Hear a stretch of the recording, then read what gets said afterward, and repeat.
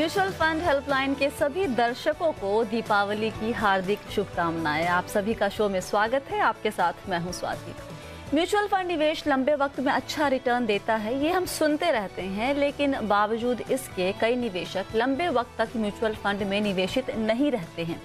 1, 2 या 3 साल निवेश किया और फिर रिटर्न अगर मन मुताबिक नहीं दिखा तो टाटा बाय बाय करके निकल जाते हैं, और वही सबसे बड़ी गलती होती है। आज म्यूचुअल फंड हेल्पलाइन में हम आपको कुछ ऐसी बातें बताएंगे, नंबर्स के साथ कुछ ऐसे कैलकुलेशन दिखाएंगे जिससे अगर आप सीख लें, समझ लें, गांठ बांध ले और अमल में लाएं तो कुछ सालों के बाद आपकी दिवाली साल में एक बार नहीं बल्कि हर दिन हो सकती है। आज इस बातचीत में हमारे साथ हैं JRL मनी के को फाउंडर विजय मंत्री जी। मंत्री जी, बहुत बहुत स्वागत है आपका शो में। कैसे हैं आप sir? Happy Deepawali. Happy Deepawali, happy Dhanteras आपको, आपके जी बिजनेस के पूरे स्टाफ को और आपके सब ऑडियंस को। और उम्मीद करते हैं कि नया साल में सब लोग सुरक्षित रहें, धन संपत्ति हो और हेल्थ सबकी अच्छी रहे। इसी शुभकामना के साथ हम शो चालू करते हैं। जी सर, पहले ये बताएं कि धनतेरस के दिन क्या शॉपिंग की, क्या खरीदा आपने आज? मैंने तो ट्वीट किया, मैसेज भी डाला कि धनवंतरी का दिन है, जो मेडिसिन और आयुर्वेदिक के हमारे देव माने जाते हैं। तो धनतेरस का मतलब है कि आज के दिन खरीदने के बजाय कुछ अच्छी आदतें अपने अंदर डालें ताकि अपनी हेल्थ सही रहे। तो धनतेरस में सही धन तो एक्चुअली आपका स्वास्थ्य है जी, और वो कोविड ने वो चीज हमको बता भी दी, सही स्वास्थ्य है जी। और मैंने तो डेफिनेटली म्यूचुअल फंड यूनिट्स खरीदे हैं। मैं तो वैसे भी खरीदता रहता हूँ, लेकिन धनतेरस के उपलक्ष्य मैंने तो म्यूचुअल फंड यूनिट्स खरीदे हैं। चलिए, ये बहुत अच्छी बात है। आपका हेल्थ इज वेल्थ हमेशा हम कहते हैं, तो आज ये प्रण लीजिए कि अपने हेल्थ का आप ख्याल रखेंगे, अच्छी आदतें आप डेवलप करेंगे। शो की शुरुआत करते हैं। सर, जैसा कि हमने कहा इंट्रोडक्शन में कि बहुत लोग निवेश तो शुरू करते हैं इक्विटी में, म्यूचुअल फंड में, लेकिन उनमें पेशेंस नहीं होता सर। 1, 2 या 3 साल तक निवेश करते हैं। कई लोग तो 6 महीने 8 महीने बाद ही रिटर्न देखते हैं कि उल्टा पुल्टा हो रहा है, तो भाई चलो अब यहाँ से निकल लेते हैं। ये एक उनका एटीट्यूड होता है निवेश को लेकर। क्यों ये जो एटीट्यूड है इक्विटी निवेश को लेकर गलत है? आपने बहुत सही बात बोली है। हम वही इन्वेस्टर प्रॉपर्टी में लंबे समय तक निवेश करके रखता है, गोल्ड में, सिल्वर में लंबे समय तक निवेश करके रखता है जी। और वही इन्वेस्टर इंश्योरेंस के अंदर भी 15-15, 20-20, 25 साल तक प्रीमियम देता रहता है। अब ये सोचने वाली बात है कि इंश्योरेंस कंपनी रिटर्न कहाँ से जनरेट करती है। इंश्योरेंस कंपनी भी उसी बाजार में इन्वेस्ट करती है कि जिस बाजार में म्यूचुअल फंड इन्वेस्ट करता है। अल्टीमेटली इंश्योरेंस कंपनीज भी सिक्योरिटीज मार्केट में बॉन्ड खरीदती है, सीपी खरीदती है, शेयर्स खरीदती है, वही काम करती है। और अगर हम पिछले 20 सालों का इंश्योरेंस का रिटर्न देखें, जो ट्रेडिशनल प्लान है उनका रिटर्न 5 से 7% CAGR भी नहीं आया ढंग से, और वही हम म्यूचुअल फंड का देखें तो 12% के ऊपर CAGR आया 20 साल का। तो हमने सोचा कि क्यों नहीं कंपैरिजन किया जाए, क्योंकि इंश्योरेंस जिस तरह से लोगों को समझाया जाता है वो इस तरह से समझाया जाता है कि आप इतना पैसा इतने सालों तक डालोगे तो इसके बाद आपको इतना इतना पैसा मिलता रहेगा। तो एक आम आदमी की समझ में बहुत अच्छी तरह आता है। एक आम आदमी की समझ में XIRR, CAGR, ये जो हम कॉम्प्लिकेटेड चीजें बात करते हैं वो समझ में कम आता है।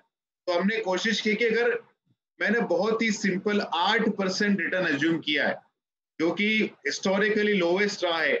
12%, 15% रिटर्न है, लेकिन हमने 8% रिटर्न एज्यूम किया है। और हमने एज्यूम किया कि कोई 25,000 रुपए की SIP करे हर महीने 20 साल तक, मतलब 25,000 रुपए की SIP की है, साल की 3 लाख हो गई, 10 साल की 30 लाख रुपया हो गई, 20 साल की आपने 60 लाख रुपए आपने डाला जी। और आप 20 साल आपने इन्वेस्ट किया, उसके बाद 21वें साल से आप हर महीने 1,15,000 रुपया निकाल सकते हो अगले 20 साल तक। आपने 25,000 रुपया 20 साल तक डाला, उसके बाद 21वें साल से आप 1,15,000 हर साल निकाल सकते हो 8% ग्रोथ पे।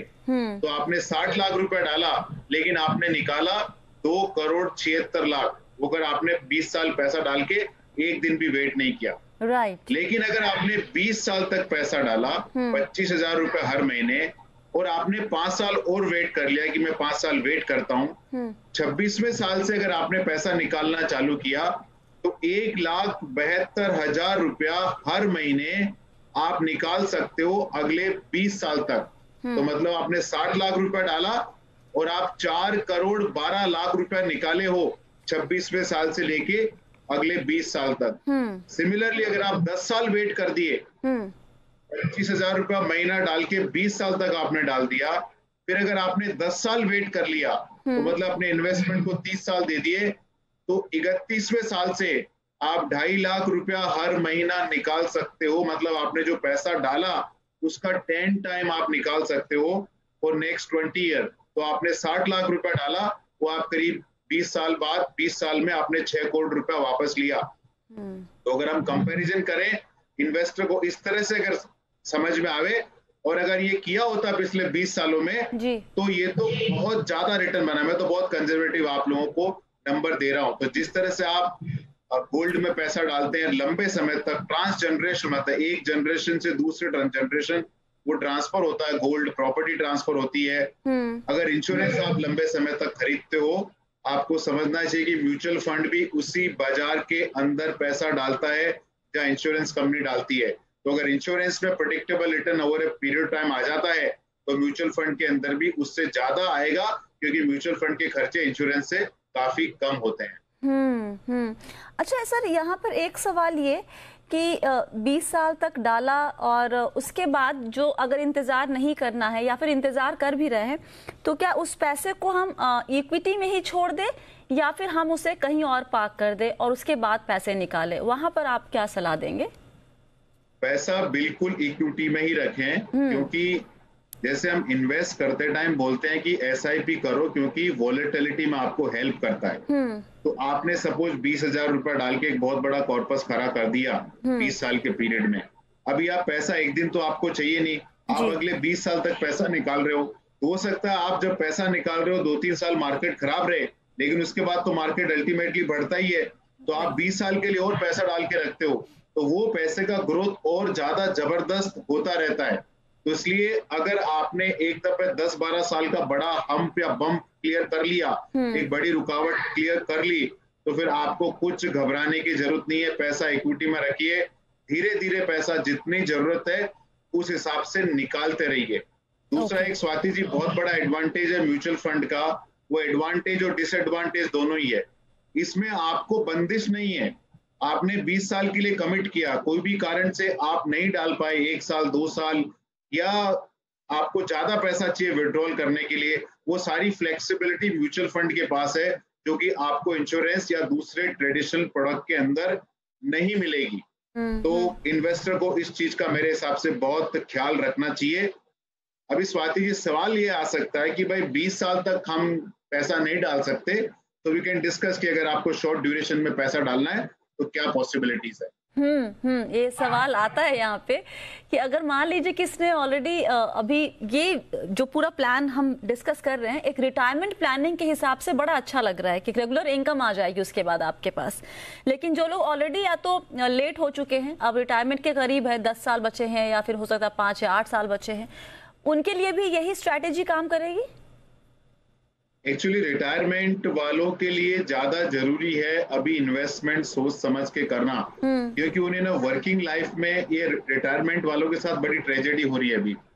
उन्होंने अपनी वर्किंग लाइफ में, पूरी वर्किंग लाइफ में 7% 8% इन्फ्लेशन फेस किया, तो रेट भी, इंटरेस्ट रेट भी 8% के आसपास थी 20 सालों की। लेकिन जब अभी उनकी पूंजी जमा हो गई है तो इंटरेस्ट रेट 5% आ गया है। तो आदमी ने अपनी पूरी जिंदगी कमाई की 20-30 साल, तो बड़ा इन्फ्लेशन उसकी वेल्थ पे खराब इम्पैक्ट किया।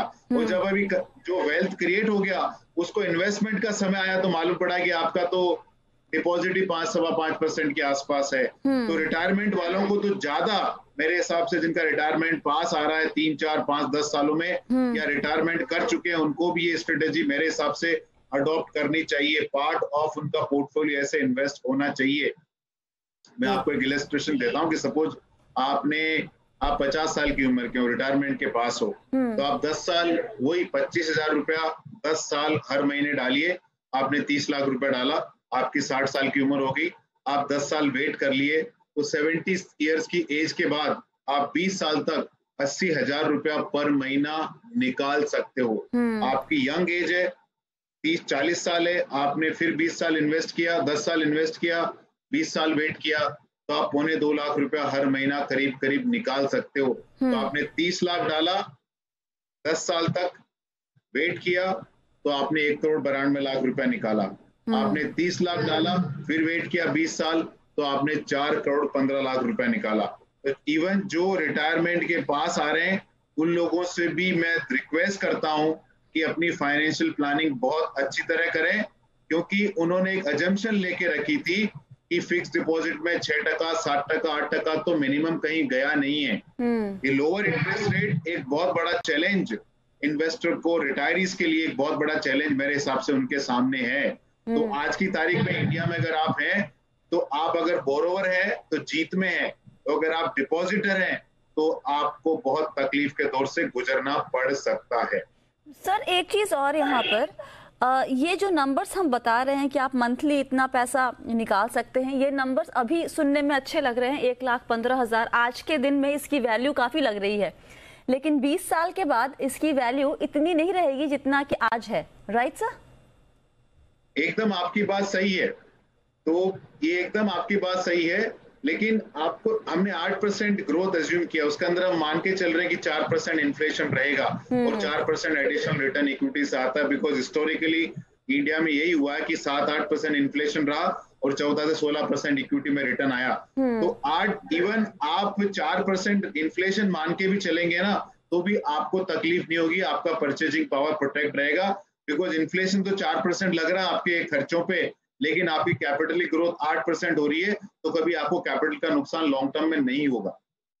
बहुत लोग ये सलाह देते हैं कि रिटायरमेंट या गोल के जब पास आ जाते हैं तो आपको थोड़ा सा अपनी स्ट्रैटेजी चेंज करनी चाहिए, इक्विटी में रहिए लेकिन बहुत ज़्यादा इक्विटी पर फोकस ना करें। लेकिन जैसा कि हम बात कर रहे हैं कि रिटायरमेंट अगर एक गोल है आपका, तो रिटायरमेंट ऐसा नहीं कि गोल आया और आपने कुछ पैसे रख दिए और वो गोल पूरा हो गया। रिटायरमेंट की उम्र थोड़ी ज़्यादा लंबी होती है, तो वैसे में ये जो सलाह हमेशा आती है कि रिटायरमेंट के पास थोड़ा डेट में शिफ्ट कर जाओ, ज़्यादा फोकस डेट पे करो, इससे आप कितना इत्तेफाक रखते हैं? देखिए, जब डेट में आपको 8% रिटर्न आ रहे थे तो कहानी दूसरी थी। अभी आप पूरा डेट मार्केट देख लो, वो 7% रिटर्न आपको मिल नहीं सकता, किधर 6% रिटर्न की तकलीफ हो रही है। तो वो आपकी पूरी अजम्पशन जो फाइनेंशियल प्लानिंग लोगों ने बना के रखी थी कि 6% कम से कम मेरे को डेट के अंदर आएगा, है किधर? 10 year government of India bond 6% के नीचे है, बैंक की CP/CD आज 3.5, 4.5% पे है, FD 5-5 साल की FD 5.5% के आसपास है। तो अगर आपको इंडिया में तो अभी नेगेटिव इंटरेस्ट रेट हो गया, इन्फ्लेशन, रिटेल इन्फ्लेशन 60% हो गया, FD का रेट 5.5% है, तो आप करोगे क्या एज अ कंज्यूमर? तो वो जो कहानी दी जाती थी, अब उस कहानी में बदलाव आ गया, क्योंकि आपके खर्चे आपकी कैपिटल ग्रोथ से खर्चे ज्यादा आपके, तो आपको ये सोचना है कि इन्वेस्टमेंट को ये सोचना है कि पैसा कितने सालों तक मेरे को चाहिए। अगर आपको 1 साल में चाहिए तो आप डेट में डालिए, 3 साल तक चाहिए तो डेट में डालिए, लेकिन आपको पूंजी अपनी 10, 15, 20 साल तक प्रोटेक्ट करनी है तो आपको इक्विटी में डालना ही पड़ेगा, इक्विटी से पैसा निकालना नहीं है। वॉलेटिलिटी होने के बाद भी हर 10-12 साल के पीरियड में इक्विटी का रिटर्न डेट से हमेशा ज्यादा रहा है, तो आपको थोड़ी सी वॉलेटिलिटी 3-4 साल की बर्दाश्त करनी है। अगर आपने वो एक बर्दाश्त कर ली, उसके लिए आपको एक एडवाइजर की हेल्प की जरूरत है, कि आपको सही समय पे आपको बताता रहता भैया पैसा मत निकालिए, स्टे ऑन द कोर्स। तो वो अगर आप किए तो आपको रिटायरमेंट की चिंता करने की जरूरत नहीं है, आपको डेट में जाने की जरूरत नहीं है, क्योंकि रिटायरीज के लिए लोअर इंटरेस्ट रेट एक बहुत बड़ा चैलेंज है मेरे हिसाब से। मंत्री सर, यहाँ पर एक सवाल लेते हैं, क्योंकि हम रिटर्न की बात लगातार करते रहते हैं, तो एक सवाल खासकर आपके लिए ही आया था। प्रदीप कुदेशिया जी ने ये सवाल पूछना चाहते हैं। प्रदीप जी, गुड इवनिंग मंत्री जी, आपको सबको good evening. Good evening sir, बताइए क्या जानना चाहते हैं? मंत्री सर से मेरा सवाल ये था कि मैं भी कुछ SIPs मेरी चल रही हैं जिसमें मैं जब कंपेयर करता हूं उनको तो अपने पोर्टफोलियो में मुझे मालूम पड़ता है कि किसी SIP में एक XIRR परसेंटेज दिख रहा है। राइट। वो जैसे ही कम होता है तो मेरी करंट वैल्यू बढ़ जाती है, और अगर वो XIRR परसेंटेज ज्यादा होता है तो मेरी करंट वैल्यू कम हो जाती है। तो मुझे ये जानना था कि इसका क्या लॉजिक है और ये क्या इंडिकेट करता है। XIRR बढ़ने पे वैल्यू कम हो जाती है? राइट। दिखने में ऐसा लगता है कि जैसे कि रिटर्न ज्यादा आने वाला है, बट देखो तो वो एक्चुअली कम है। मंत्री उल्टा सर, चलता है। ये कैसे होता है सर? ये तो मुझे समझ में नहीं आ रहा। नहीं, उसमें क्या पॉसिबिलिटी हो सकती है, वैसे ये मैथमेटिकली पॉसिबल है या नहीं आपको बताता हूं मैं जी। कभी कभी क्या होता है कि आप छोटे पीरियड का कंपैरिजन करते हैं ना रिटर्न। तो सपोज आज आपने 3 महीने की SIP की, 3 महीने की SIP के अंदर सडनली आपको 23%, 24%, 25% XIRR दिख जाता है, और वो 5-6 महीने में गया तो रिटर्न थोड़ा कम हो जाता है, 15-16% हो जाता है, लेकिन पोर्टफोलियो का वैल्यू बढ़ जाता है क्योंकि आपका अमाउंट भी इन्वेस्टेड बढ़ जाता है ना। अच्छा। बात दोनों है वो। बट अगर आपके पास एक्चुअल जो आपका चैलेंज है उसके पास कुछ आपके नंबर हैं तो आप हमको भिजवा दीजिए, मैं आपको बता सकता हूं कि क्या कारण हो सकता है। आपका जो टिपिकल केस है वो हम स्टडी करके आपको बता सकते हैं कि इसमें क्या क्यों हुआ ये, और आप इससे क्या समझ ले सकते हैं, समझ सकते हैं आप इससे। प्रदीप जी, तो डिटेल में अपना जरा पोर्टफोलियो में भेज दीजिएगा मंत्री सर उसे। हाँ, आप कुछ कह रहे हैं? हाँ, मैं ये कह रहा था कि मैं मोटा मोटा एग्जांपल देता हूँ। लाइक मैं जो कंपेयर कर रहा हूँ दो अपने SIPs, वो SIPs हैं जिनको 3 साल पूरे हो चुके हैं। For example 30,000 rupees per month की SIP है और 36,000 3 साल में मेरे इन्वेस्टेड है उसमें। तो जिसमें 10% XIRR दिख रहा है उसकी वैल्यू तो 42,000 है, पर जिसके अंदर 50% XIRR दिख रहा है उसकी वैल्यू कुल 38,000 है। और दोनों की सेम ड्यूरेशन की आप बात कर रहे हैं? दोनों की सेम ड्यूरेशन की बात कर रहा हूँ मंत्री सर। बट ये जो फंड हाउस अलग है। नहीं, दैट डजंट मैटर। आपका डेट ऑफ इन्वेस्टमेंट अलग हो सकता है, एक में स्टार्टिंग पॉइंट अलग हो सकता है। अगर आप एक्चुअल मुझे अकाउंट स्टेटमेंट भेज दे तो हमारी टीम आपको बता सकती है क्या कारण है इसका। तो प्रदीप जी, आप अपना डिटेल अकाउंट स्टेटमेंट एक बार हमें मेल कर दीजिएगा। डिटेल्स आपको पता ही है कहाँ मेल करना है, फिर उसके बाद दोबारा हम लेंगे इसे। ओके। सो मंत्री सर, वक्त हमारे पास अब है नहीं ज्यादा, लेकिन जाने के पहले क्विकली हमने एक बार जब निफ्टी, जो नॉर्मली लोग कहते हैं कि 2-3 साल में रिटर्न अच्छा नहीं मिला तो भाई नहीं, दूर रहो, बहुत खतरा है, उनके लिए जो निफ्टी का डेटा है कि भाई इंडेक्स का, कि भाई कितना रिटर्न दिया है उसने, कितनी दफा वो कम रिटर्न देते हैं और कितने लंबे वक्त में अगर निवेशित रहे तो वो पॉजिटिव रिटर्न देने के चांसेस बढ़ जाते हैं, जरा वो बता दीजिए। 1 साल के पीरियड में आपको निफ्टी ने मैक्सिमम करीब 56-58% के आसपास नेगेटिव रिटर्न दिया है, और 66% टाइम रिटर्न पॉजिटिव आया, 34% टाइम रिटर्न नेगेटिव आया। आपने खाली 1 साल के लिए पैसा डाला। 3 साल के पीरियड में रिटर्न 30% तक नेगेटिव रहा है, लेकिन 78-80% टाइम आपका पैसा पॉजिटिव बना है और 25% आपका नेगेटिव रिटर्न आया। आप 5 साल के पीरियड में जाते हैं तो 98% टाइम आपका पैसा पॉजिटिव है करीब करीब, और 2% नेगेटिव रहा है। और अगर आप 7 साल के ऊपर जाते हैं, 7 या 10 साल के पीरियड में, तो आपका कभी भी रिटर्न नेगेटिव नहीं आया है। और मैं 6% एक बेंचमार्क लेके चलता हूं।